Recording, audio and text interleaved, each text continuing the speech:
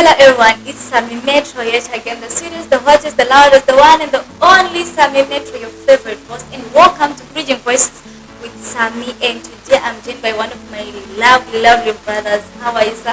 I'm good. How are you doing? I'm doing great. Can you introduce yourself to the people?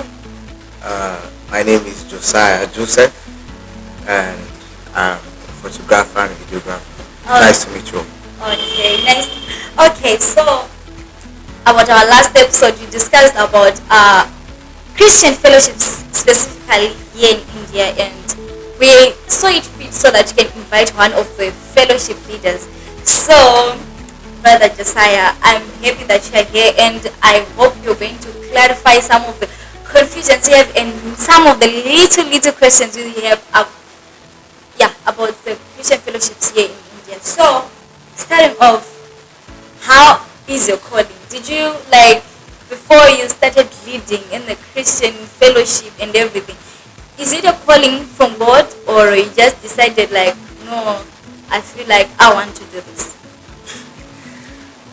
Well, before I answer personally for myself, but I do really believe that when it comes to starting up fellowships or ministries and making it look like you call, it's you starting it because you want to. I don't think it's a really good place to go to.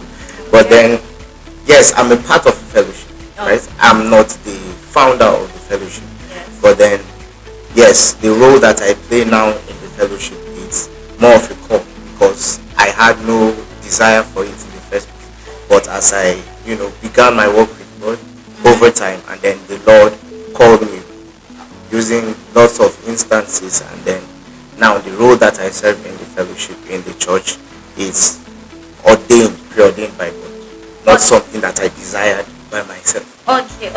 It's good to hear that. Now, as you said, the role now you play in the fellowship is according to the call and everything. Now it comes to you have a calling, you're a student, you have other careers you have and stuff, and at the same time also have what you call a personal life. So, as a fellowship leader, how do you balance your spiritual responsibilities with the relationships and personal life? It's easy actually, but then it might look complex, but it's not. Before we talk about relationships and personal life and everything, the spiritual aspect comes first. The work with God comes first. So, in order for your relationship with your fellow human beings, your fellow friends, and maybe your partner or any other thing, before your academics, before your social life, you need to check it in with God first. Your life, your work with God needs to be in check. Because if you want to do any of those things and do it fully to the extent that you need to, your work with God needs to be in place so that you have to do things right and correctly. You understand? So balancing them is that my personal life or my social life, my relationship life does not overshadow my spiritual life. Yes, so I keep a balance to all the three. But then before I do any of the remaining two, I have to do the first one, which is keep in check my work with God. Okay, so I heard what you're saying. Now I will come to this question. So as a leader, you are called by God, you are leading people, and now there's a controversy whereby you are still a student, and now you are also a child, you are not married. So is it is it quite good or quite advisable, or is it proper for a leader to be found doing relationships, boyfriend girlfriend stuff? Can you answer that for me? Because I also know people want to also understand if it's proper or maybe it's written in the Bible somewhere, we don't know, yes. Well, I don't think it's written in the Bible. And then I also think your question should have as a context which we can use to answer it, because not every student, there are students, and as you said, we are students. And then another thing that you need to put as a factor is that most of us, not all of us, are at the same age range. Okay. Yes, for most people, they are just here for studies. Some are just here to pursue, further study to get maybe their second degree or third degree. After school, they get into marriage. So, I don't think there is a place in the Bible that says a man should not, be in a relationship as a leader, because if you don't do that, how do you intend to get married at the end of the day? But then, knowing where you stand personally as a person, like there are levels at which you don't consider, dating, because it in itself can distract your call, distract your studies in itself, and many other things. So if you believe that you are balanced and you are settled that, okay, in the next 2 years, 1 year after graduating, I can move to the next level, then you do what you need to do in the right way. Okay. On the relationship, while you are still on the relationship point, right? I also want to ask. Now there's a point whereby I'm not judging anyone. I'm not saying anything, but there's a situation whereby now the leaders, they have what you call multiple girlfriends. Number one, girlfriends. And also at the same time they're into sexual activities before marriage. Can you try and clarify that? Because sometimes we intend, okay, we are humans, we judge. At the same time, we find ourselves among some leaders, maybe who are sexually attracted to us, then they can even sexually talk to us, and now we can question, like, is it part of the leadership? Is it part of leading? Is it according to the Bible? Can you just try to clarify the sexual activities and multiple girlfriends context? Well, it's not part of leadership. It's not in any way part of leadership. And any leader that is found doing any of these acts should be questioned, actually. Not just his spiritual, but his moral life in itself should be questioned. Because how can a person who is supposed to, show others the way to live in purity, now be the one causing them to walk in impurity and then doing many of these things? And when I answered your first question about relationship, so I believe that courtship is more advisable over the word clause we use, dating, especially in the Christian realm, because in courtship you are submitted to other leaders. As a leader, you should have a leader over you as well. Yes. So if you are about to go into a relationship or courtship with any lady, you submit yourself to your leader, and then every single thing that you are going to do, the person should be aware of it. So it's on the grounds that accountability such as this are not available in most of these places that you find leaders doing some of these things, which is wrong in itself. It's not biblically correct, even morally it's not correct, and it's not right. Okay, so do you have a girlfriend yourself? And if you have a girlfriend, how does she take your calling and relationship? Because sometimes as a person also fail to understand this person, so the way he acts and stuff. So if you have a girlfriend, how does she understand? Or she's also part of the leadership in the fellowship, and how does everything work? I also want to understand that. If I will have a girlfriend, or if I have a girlfriend. If you have, do you have one? No, not yet. Okay. But then, if I will have Yes. a girlfriend, and I'm a leader of a fellowship, then I even know what to say. I don't think putting her as part of the leadership in itself is going to be wise, except maybe an instruction from God.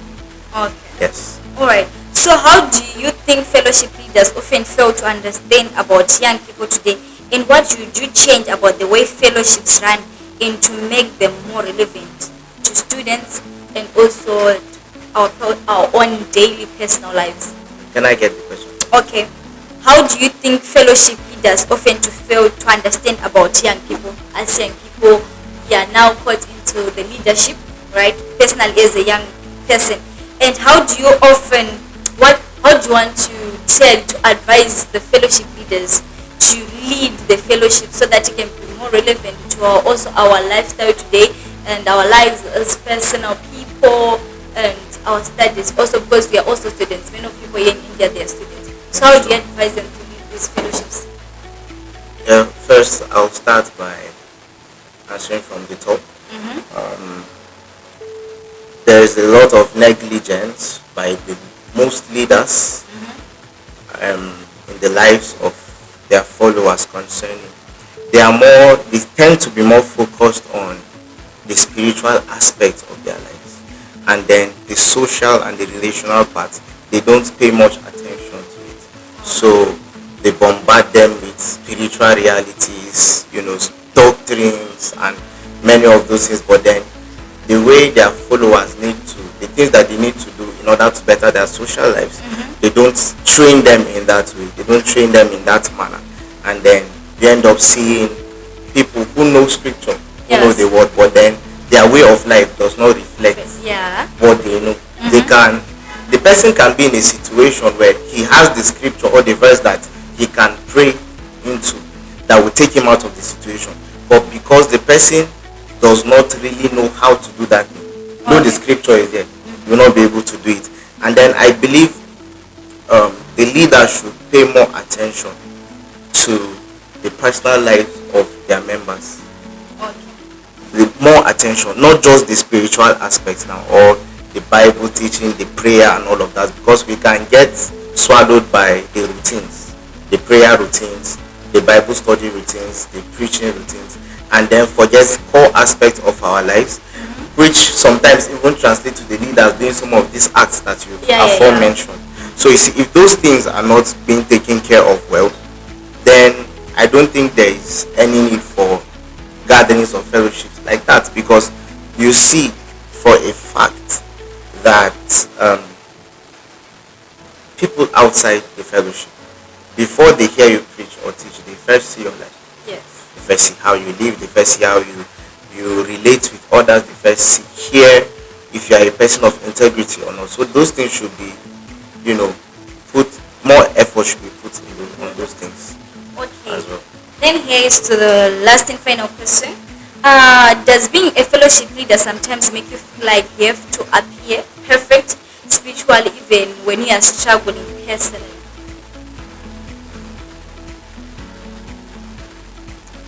Initially, it was like that. But then over time, with a little experience, I got to understand that you don't need to appear perfect.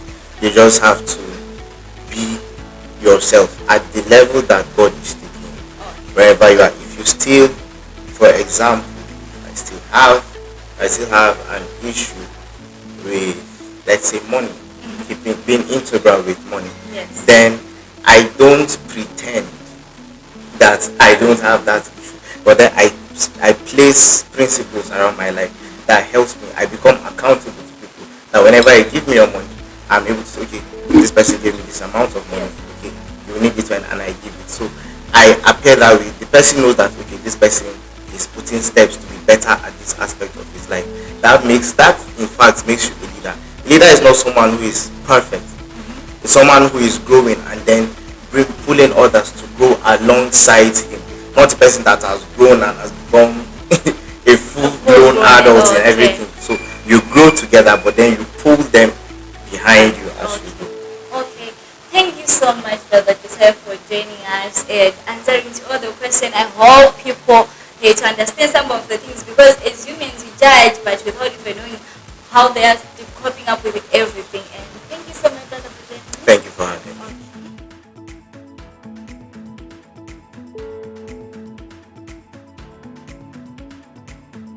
Hello everyone, it's your girl SammieMetro, the city of the hottest, the hottest, the one and the only SammieMetro, and your favorite host. And welcome back to Bridging Voice of Sammy. And today I'm joined by, he's my friend, how are you, sir? How are you, Sammy? I'm doing good. It's good to see you here side by side. You like answering all my questions. I know personally, in our personal life, we don't want to answer questions, but now in our professional life, I hope you're going to answer questions. Don't worry, I'm here to answer each and every question that you have. Okay, so before we go further, can you introduce yourself to the people? I think basically people to know me. Okay. I don't have to introduce much, but for the sake of those people who don't know me, I go by the name Where God Is, Panashe, right? Yes. And I'm currently doing my degree at CGC. Wow. I won't disclose. I won't mention about my year, but no, very soon. Very soon. I'll be out of India. Okay. Just know that. And I'm sure this part of people in the fellowship leadership, and I hope you're going to answer to some of the small questions about how you run the fellowships and how you balance the fellowship to your personal life. So firstly, I would like to ask, how do you manage your personal life? As you said, you're Panashe, but now at church we call you by another title. So how do you balance that title to the Panashe which we know? So basically, when you get into this ministry journey, you have to separate your personal and your spiritual life. Okay. But in as much as you have your personal life, let your personal life reflect your spiritual life. Okay. You cannot tend to see you that I'm standing in front of people and preaching the word of God. Yeah. Like then you may see me maybe around the liquor store. Yeah. So that's the first thing that you have to distinguish when it comes to your personal and spiritual life. Okay. In as much you have your personal and spiritual, but your personal you have to reflect your spiritual life. Okay. Alright. So now I just want to go back to this one of the confessions which was written in Africans in India, whereby I'm sure someone who wrote that confession was actually furious and angry. So how do you tell those leaders who by sometimes we tend to be the Jonases? Now as a leader, you go from this girl to another, from this woman to another. Like how do you, because now personally when I meet that person and the day I'm going to go to church and see him in front, obviously I'm going to judge him. So can you just try to clarify that and as a leader and how you can just make us understand? So basically, the confessions. No, people do say what they see, but what I see when it comes to what the other people are saying, I don't have the position to say it is true or it is false. Yeah. But only that person and that person knows, right? So I think basically nowadays the church, most of the fellowships in India, they are being run by youth. Yes. Right? They are youth, and if I'm not mistaken, we are still in our prime. Yes. So in our prime, we tend to experience. Yeah, to do more and more and more. Yes. So these fellowships in India, they are far different from the fellowship that we have back home. Yeah. Because back home, the guys who are leaders, they're the ones who went to the school of theology. They studied the Bible and they started to be pastors. But here in India, the fellowship they do have pastors, right? But some of the pastors, they are not around. Right? Okay. They are not around to monitor, but they do have the people who represent them. Right? Okay. So now we have to understand this. We are youth, right? So you may find sometimes that in as much as you are a leader, because let's not forget that there are many fellowships in India, right? Yes. But in all these fellowships, maybe some people from different churches are there in those fellowships, and in different churches there are different doctrines. Yes. We have different beliefs, right? So that's the first thing that we have to see. Okay.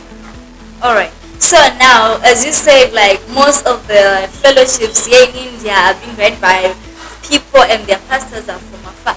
So don't you think like there is a need for these fellowships to be led by people who went for training about being a pastor? Because yes, we can understand maybe someone can receive a calling, but by the coming of calling, there's a need for training because now you need to balance some stuff. So don't you think like these leaderships should be trained first before starting fellowships?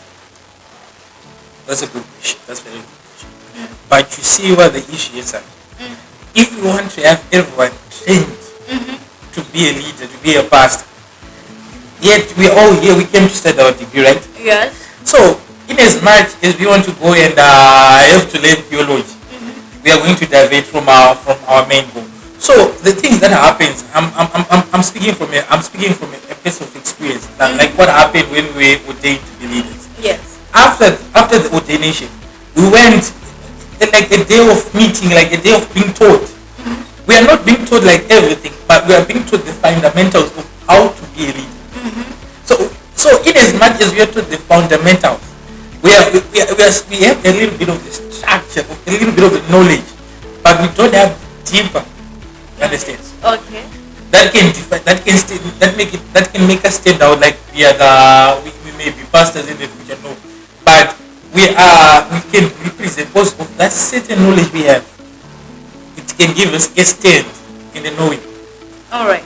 So now, since you answered that, now let's go to one of the questions everyone will be like want to understand more. So, okay, now since we are students here in India, and now you're caught up with the coding and the leadership, and now there's what we call relationships between a boy and a girl and stuff and everything. How do you take that, and how do you manage that? Okay, I'm going to speak from my point of view. Not of what is being said in the Bible, what is being said by others, but I'm going to speak according to what I understood, and because the Bible is full of mystery. Okay, all right, it's fine. You can go. I'm not going to. When it comes to relationships, when you're in church, that's one thing that depends. Like I said, there are different doctrines in different churches. Yes. But my question now is, there is no verse in the Bible that never mentions that no one or not anyone should be in a relationship. Okay. There's no verse. I read the Bible, but there's no verse of that. But the Bible simply says that a man is ought to have a helper. And who is a helper? The woman, right? Okay. We are ought to have a helper, right? So the Bible is saying that we are ought to have a helper. But that helper doesn't mean it just has an age. Like this now different. You know the cultures, right?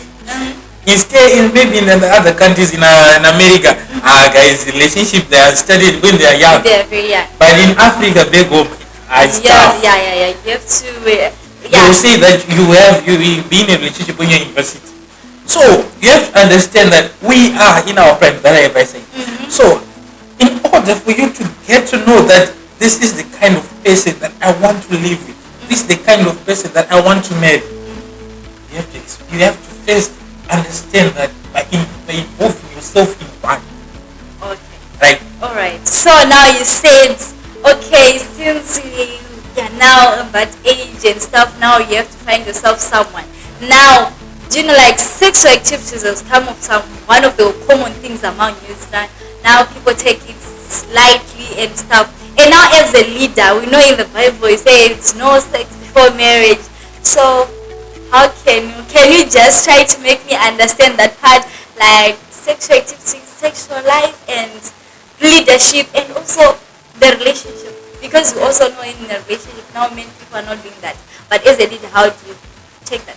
Okay. You know, sex is prohibited until after marriage. Yes. So if you're given any relationship, then you tell, you know what, there's this thing that I was once told when I visited pastor once, when I went to discuss something.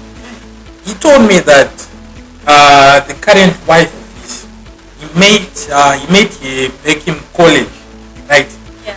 But never came a day that God came to him and said, this is the one. Never came a day that he had a vision or had a dreaming of that person. But first thing, you have to first accept it. And you have to first accept it that you are in the relationship with the person that you are, with the person that you're in relationship. First accept it that, no, this is the person that I want because of this and this. And God is going to support. Okay. Alright. God doesn't give you a wife. You give yourself a wife, but God is there to support it. Now let's move to the issue of the sexual things, right? You are now in a relationship. But when you are now in a relationship, you have to honor God. In as much as you are a leader, You have to honor God. By honoring God in a relationship, which means your relationship, one, should be one supporting both of your ministries, supporting both of your colleagues. Okay. You have to be in a relationship with someone who is going to help you in your ministry, who is going to support your colleague, not someone who is going to lead you astray for your colleague. Because if there's someone who says, this and this, who is into the sexual activity, that's what, you're two different people. Alright. So you have to be in a relationship with the one that supports your colleague. Both your ministries. Because if you find that someone who supports your colleague, you see that your relationship is going to be free from such sexual sins.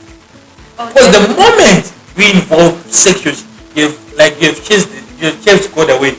You've now put the devil in your relationship, and God is not in support of such relationship. Alright. So now, since you actually explained this, now I have to ask, do you have a girlfriend?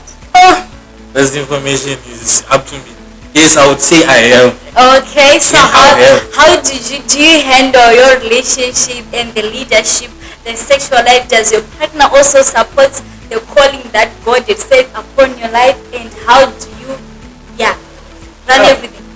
That's one thing that I observe, like in my relationship. We are both people who are into this ministry that much. In as much as we see other relationships outside, sometimes we say why, but we have this one rule: we are set apart. We have chose. Like we have said to ourselves that we are God's servants. We want to be used by God. So a servant of God doesn't have to be flocking with the other sheep that are who are not understanding. Instead, we have to differentiate. So that's what I would say. Like the person that I made the calling image, we are both supporting our colleagues. We both agree no sexual. Pieces is also sexual sin. Okay, yeah. So you are saying in your relationship, no sexual activities. You are just there to praise God, supporting your colleagues and stuff. Yes, we are just there to help each other. That's really good to hear. So now you as a leader, what advice will you give to some of the fellowship leaders for them to run these fellowships and for people to understand them and also understand the calling which is upon them, and also for them to reflect everything to the people since they are the leaders and everyone is looking up to them? And how do you encourage them or the only advise them? that I would give to other leaders in other fellowships, they should not forget that they are youth. They should not start in the principles that are being done back home, because those people have graduated, they are now married. They have to understand that we are both together. They don't have to judge that you are in a relationship, so you're not supposed to be a leader. You're in a relationship. You're not. No, that's not it. Put him into leadership.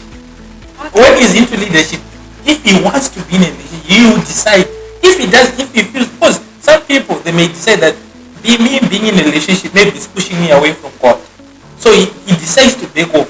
But there's someone who says no, I would be in a relationship, but I'm honoring God in that relationship. So that's the only thing. Let's not judge each other out there. Okay. Saying that this leader is in a relationship. No, that's you may find that destroys the church. That's destroying our fellowship. Okay. Alright. So before I close this session, I really want to ask this question. So as a leader, I want you to answer this. Is a leader supposed to be engaged in what we call maybe supporting parties? Because now in parties there's alcohol, there's sexual activities, there's everything. And before I go there, I just want you to quickly answer this. I went to churches here in India and everything, and I discovered this teaching is not being taught as much as being taught back in Zimbabwe. Fornication. I never heard someone preaching about fornication. Why is that? And okay, let me just run it out. Firstly, the Christian life is not boring. Alright. You don't have to be living a boring life as a Christian. Yeah. There's parties that you have to be.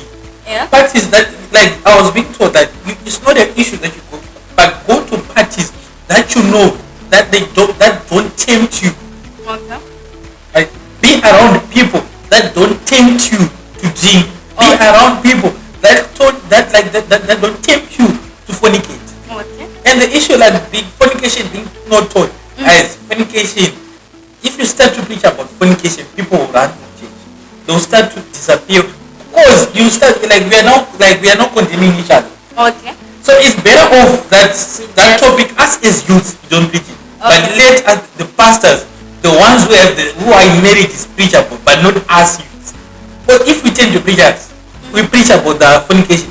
How sure are you that you're not fornicating yourself? Okay, guys. This has been one of the best topic I ever discussed, and thank you so much, Panashe, for joining me. And guys, this was from me, SammieMetro, and the crew behind the scenes. Don't forget to subscribe, share, like, comment, and everything. Till we meet again. Bye bye.